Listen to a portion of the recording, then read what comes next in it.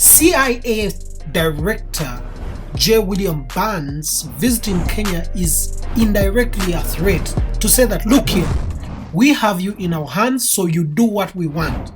Alright, you are welcome to Africa Uncovered YouTube channel once again. My name is DJ, and today, like quite often, we're also going to be discussing about Kenya.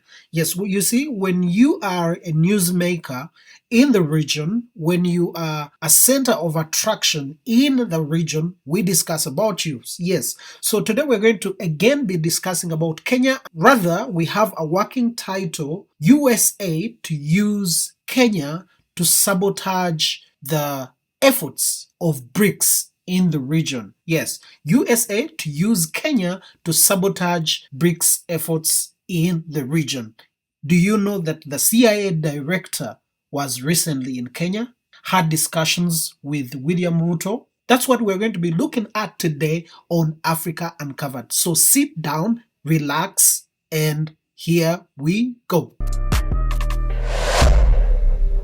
You know, every time we bring a topic to do with Kenya on this channel, there are so many people that get outraged. There are so many people that, get pissed off sometimes. But you see, if you're a newsmaker in the region, like we said, a country like Kenya, there's no way you can avoid to be talked about because so many people, so many other countries are looking up to you. Now, in the recent past, we all know that the biggest ally for the United States of America and NATO as well in the region of East Africa, actually East Africa and a little bit of East and Central Africa and some parts of Sub-Saharan Africa, the biggest ally for United States of America is none other than Kenya.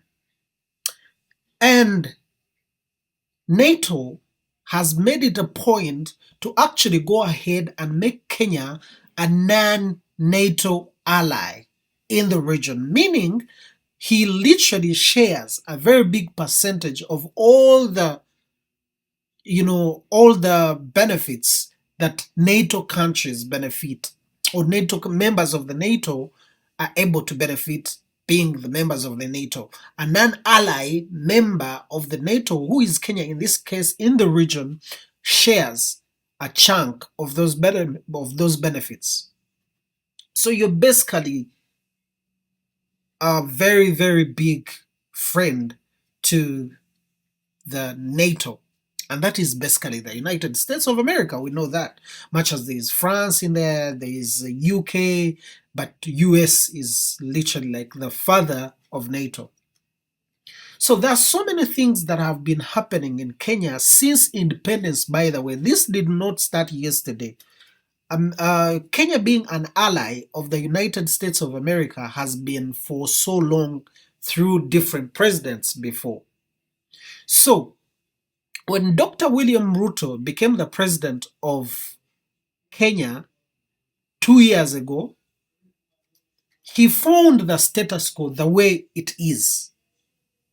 And there's so many things that he came with that probably he was not able to put into play. Because we remember one of the things that were often on his lips was the de-dollarization of the economy of the region. He was so vocal about this, and he was recorded at one point saying that people that were holding the dollar in his nation were likely to face losses, were likely to face huge devaluation of the dollar effect very soon. But words dried on his mouth at the point when he was invited to the US. But even before that, he was reported saying that Africa did not have to be invited all the time to attend seminars and discussions in the West or in the East. It was the time for Africa to be respected. So if you want to discuss with Africa, you come to them. No sooner had he said this, a few weeks, he was invited to the White House, where we all saw what transpired. Given a red carpet reception, he went and sat in the chair of the official seat of Joe Biden, pictures were taken, so many stories were created. So basically, I want to believe that a lot of discussions took place and pressures seem to have been mounted on this gentleman. So by the time he returned, the song had changed. He went silent and, things turned, things changed. It was no longer the William Ruto that was so vocal when he had just been elected. So what could have transpired? Definitely America, being a very, very big ally of Kenya, must have sat him down and said, look, you have a lot of businesses. We have a lot of businesses that we run in your country. We have a lot of head offices of different organizations in your country. There's a lot that you benefit from us. So there is no way you can talk of de-dollarization when you're basically benefiting from us. So I want to believe, this is just my, it's a hypothesis, that Dr. William Ruto must have been indirectly or directly threatened that, look, drop whatever nonsense you're talking about. This is how things are meant to be done. You're basically in our hands. You are in our control. So you do what we say. So after that, we saw a lot of things starting to happen, and one of them is that serious uprising that happened in Kenya that Dr. William Ruto actually put on some of the NGOs in his country, that they were funding and masterminding all these uprisings. The Gen Z uprisings, that, those riots that started as a result of the bill that was, in Kenya at that point. So there was that rumor that that problem could have also been as a result of what he had been saying previously. So they were showing they were showing him that, look, you are in our hands. We are the ones that have, the trigger. We can either see you out of office or we can decide that you are in office. So play your cards right. So that is Kenya for you. That's probably some of them, like I've said, as some of them are my own perceptions, like the way I read between the lines. Before I go very far with the video, please, I want to request you to subscribe to this channel. If you haven't subscribed, please go ahead and subscribe. There is a way it helps us to rank ahead of other people, ahead of other channels in the system of YouTube. So please go ahead and subscribe to this channel if you haven't subscribed. Share, like, comment, especially if you find what we discuss interesting. All right, we continue. Now, putting all that aside, Kenya recently hosted one of the Chinese officials called Zilai. Now, Zilai had bilateral meetings with the president of Kenya, William Ruto, and so many things transpired. There were a lot of discussions, but the most notable that we picked was that the president of Kenya, Dr. William Ruto, requested Zilai to talk to Xi Jinping, the president of China, to back them to be able to become members of BRICS. Do you hear where we're going? Someone who is a non-ally NATO member, a very strong ally of the United States of America, is now requesting to join the BRICS. Okay?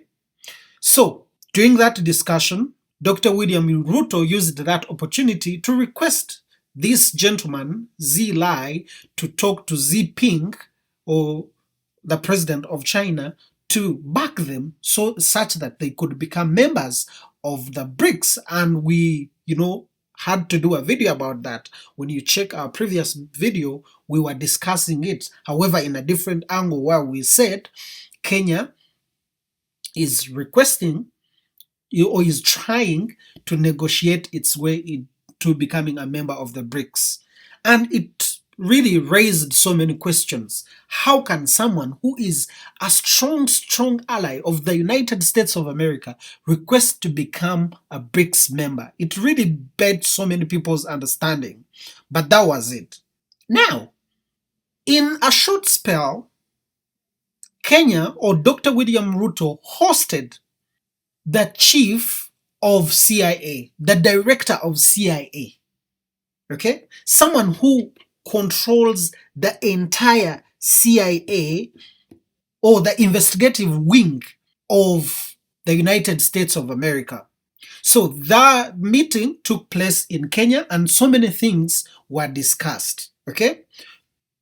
So after the discussion, a statement was released, and it said, according to the statement from the State House, the discussions focused on enhancing security cooperations to address terrorism threats and related challenges. During the meeting, President Ruto emphasized that peace and security of the region had significantly improved due to the close collaboration of the global partners. And as a result, we have sustainably, or substantially rather, rolled back the threats of terrorism, radicalization, violent extremism, and organized crime. That is according to William Ruto in a publication called All Africa. Now, in another publication, which we're going to zero on, of another publication of, let me check here, another publication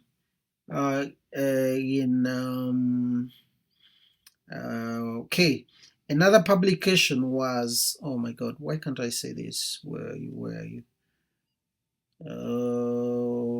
Where are you? Yes, the other publication was in The Nation, okay? This is a publication by The Nation Media, and the article reads, an upgrade of Kenya's security surveillance system, establishment of another military base, and concerns over abductions featured the separate talks between President William Ruto and the foreign intelligence chiefs. Nation established. The foreign intelligence chiefs that we were talking about is the Central Intelligence Agency Director, William Burns. And it's not just the CIA director alone. No, it's not. First and foremost, the CIA director himself, William Burns, had already visited the country on January 15th. But on October 27th, the UK's MI6 chief was in Kenya, called Richard Moore. June 13th, the FBI director, Christopher Wray, spent 5 days in Kenya. Doing what? Doing what in Kenya? You people, whatever is going to happen in this region is going to come from Kenya. CIA director, MI6 director, FBI director, all in your country. 1 year. What a one. What are they looking for? Please don't bring trouble to the region, Mr. Kenya. Mr. Kenya, don't bring trouble to the region. You're so much in bed with the West. Okay, if you're already in bed with the West, leave the East alone. Leave BRICS alone. Don't think about it. Don't talk about it. Don't dream of it. Because you're going to crush the country itself, but also destabilize the region. So stick to your East, to your West, please, in peace. So basically, CIA Director J. William Burns visiting Kenya is indirectly a threat to say that, look here, we have you in our hands, so you do what we want. Basically, that's it. They had to come and assure him that, look, stop all that nonsense that you're talking about of joining BRICS. You are ours and we own you. That was the essence of the CIA director visiting Nairobi, visiting Kenya, besides other things. But that was core. That was core. Okay? This meeting took place at the State House in Nairobi. Another military base. Now, there are so many people that still will tell you that there is no American military base in Kenya. Yes, they are there. who will say there is no military base in Kenya. But here the article is quoting that among the discussions, the things that they discussed with the CIA director, William Burns, is another military base in Nairobi, in Kenya. So for the benefit of doubt of those who say that there is no American military base in Kenya, this is for you. There is a cooperative security location, CSL, in Manda Bay that has three main parts: Kenya Naval Base, Manda Bay, and Camp Simba, the US base within a base where most US forces are housed and work, and nearby Magagoni Airfield. So, in the Kenya Naval Base of Manda Bay, there is a cooperative security location called Camp Simba, where the US has most of its forces housed. So those who are saying that there is no military base in Kenya, this is for you. There is a military base, a USA military base within the base of Kenya Naval Base at Manda Bay. So in the discussions of William Ruto with the director of the CIA is another military base to be built in Kenya. But this is someone that is requesting through an official of China to be allowed to join the BRICS. The BRICS that we all know does not at any point have any relationship with NATO that the United States of America leads. So Kenya is seemingly wanting to play double standard. You want to be in an ally in NATO because you're already a non-allied member of NATO, but at the same time be in BRICS, which I want to believe cannot happen. Which I want to believe cannot happen or shouldn't be actually allowed to happen at all. There is no way Kenya should be allowed to be both a non-allied member of NATO and then at the same time be in the BRICS, because they are going to cause confusion in the region. And that's where we derive our working title, which is Kenya, rather USA, to use Kenya to sabotage BRICS efforts in the region. Yes. That is very much likely, because every point of contact in East Africa, in Africa, is in Kenya. There are so many international organizations that are housed in Kenya. And I will read you a few.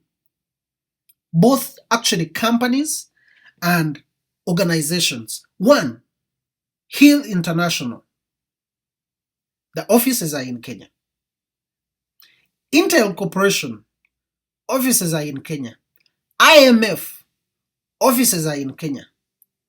ITF, offices are in Kenya. United Nations, offices are in Kenya. Cisco Systems, Chatis, Coca-Cola, Diageo, General Electric, all those are big companies and organizations, MasterCard, Motorola Solutions, and so on and so forth, Qualcomm, Rockefeller Foundation, RTI International, Sage Group, all these organizations and companies, very, very big players, are housed in Kenya. So there is no way you can just think that you're going to switch sides. You can't. Either you lose everything or you actually lose yourself. And that is very, very easy to happen. They can just literally decide to put Kenya to ruins.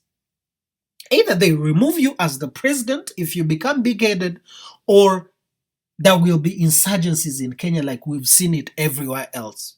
So why do you go that far? Why do you want to go to that extent of disorganizing the entire region? Because the fact that Kenya is a big player in the region of East Africa, Central Africa, and actually Sub-Saharan Africa, that entire region, when you are affected, everyone else is affected. When you play double standard, there are higher chances that you will bring trouble in the region. So, as it stands, all these meetings that are happening between the CIA and Kenya is that there's a likelihood that Kenya is going to be used by the USA to sabotage the efforts of BRICS in the region, because we all understand that China and Russia are largely now investing heavily in the region, in Uganda, in Rwanda, in DRC, in literally entire Africa. So most likely Kenya will be the cause of trouble in Africa. Actually, not just only in East Africa or Sub-Saharan Africa, but the entire African continent. You're housing American army bases. You're housing over 100, because according to my list, it's actually over 100 companies and organizations, head offices, and African offices in Kenya. And here you're requesting that you want to join the BRICS. What is the rationale? What is the reason behind? Last time when we talked about, playing a snitch, so many people, were on our throats. But this is what is going to happen. You are going to be used against fellow Africans, especially in the region of East Africa, against the BRICS by the US. And you better play your cards right. Die in your movie, because you have a lot to lose. You have a lot to lose. Stick with the West. Leave the BRICS alone. They should actually not be allowed anywhere close to the BRICS. The people of Kenya, by the way, I feel sorry for them. Why? They deserve better. Not that they are poor, not that they are doing badly, but they would love to change hands. They would love to probably be part of the BRICS. But the issue is, the moment that one is allowed, America will not let it go. Will not let it go at all. You have the UN offices of the entire continent in your country. You have the charities of the entire continent in your country. You have the Cisco systems, head offices of the entire East Africa in your country. You have the head offices of Coca-Cola in your country.